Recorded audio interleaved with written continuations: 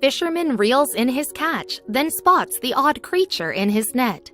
One of the first things you learn as a fisherman is to expect the unexpected. On a hot day in July, Fisherman learnt this lesson firsthand when a routine fishing excursion quickly took a shocking turn. What they reeled in from the waves wasn't an abnormally large catch or a rare sea creature. In fact, they had no idea how the poor little guy got into the water in the first place.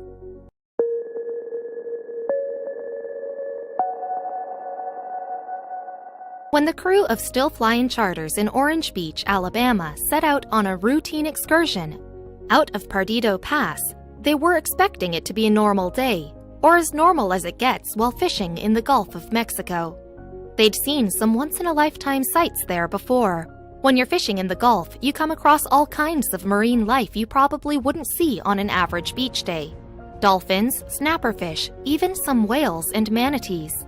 It's not just a place of weird sights, but of weird sounds, too. Fishermen, like those with Still Flying Charters, are used to the sounds of the waves hitting the side of the boat, the wind whistling through their ears, and a fishing line getting pulled by something hungry beneath the waves. But on that day in July 2020, something was different. Since they ran a charter boat, the sounds of people oohing and aahing over the catches is all part of a normal day. A fisherman gets used to the ordinary sounds of a fishing excursion, so when a foreign sound reached their ears, they immediately knew something was wrong. Steve Cruz, the captain and owner of Still Flying Charters, quickly looked over the side of the boat at the waves below. The guests on the boat heard the sound too, a soft wailing noise, like someone or something struggling in the water.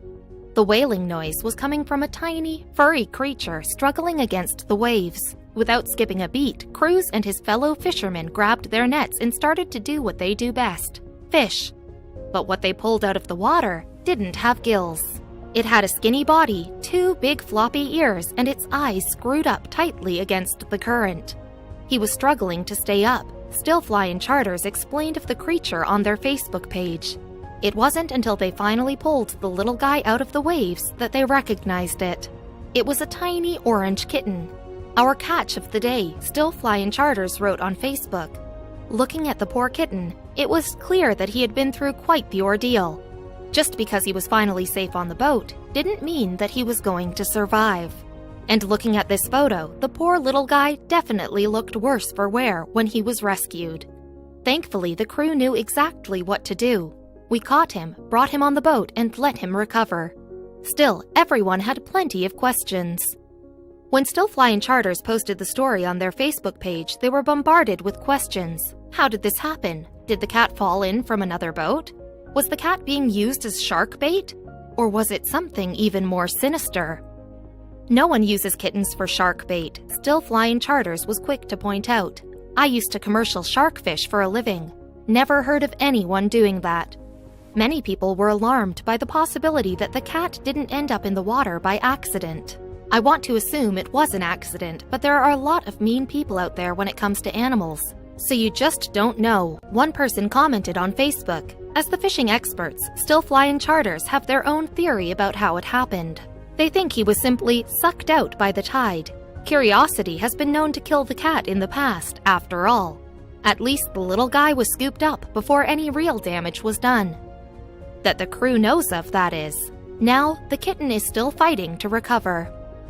According to Still Flying Charters, the cat is still a little jumpy from the whole experience. He's hanging around the house because he's terrified inside. The charter company wrote on Facebook they had doubts that he would ever be able to coexist with people. That is, until he was adopted. As it turns out, the feral cat just needed some time and love in order to recover and find a forever home. Still, this story wasn't over yet. A few days later, Still Flying Charters got a letter in the mail. The letter was from PETA, and they had some choice words for Still Flying Charters. They thanked the crew for saving the cat and for being kind citizens, before reminding the fishermen that fish are living beings capable of feeling pain, just as cats are. Still Flying Charters didn't let the criticism about their occupation get them down. What wasn't controversial about the whole story was how they were able to save a cat from drowning, after all. Of course, the seriousness of the story didn't stop people from making jokes. "That's the strangest looking catfish I've ever seen," someone commented on Facebook about the waterlogged cat. The cat probably is one of Still Flying Charter's weirdest catches. "Can't say you see that every day," they admitted on Facebook. While we wait for the next cat update, people have offered up their name ideas for the little seafarer. Nemo, Sharkbait, Jonah, and Gilligan are popular choices among others. Can you guess one of the most popular names suggested? Lucky. Maybe the most fitting name of all. It was definitely a rare stroke of luck that Still Flying Charters happened to find the little kitten when they did.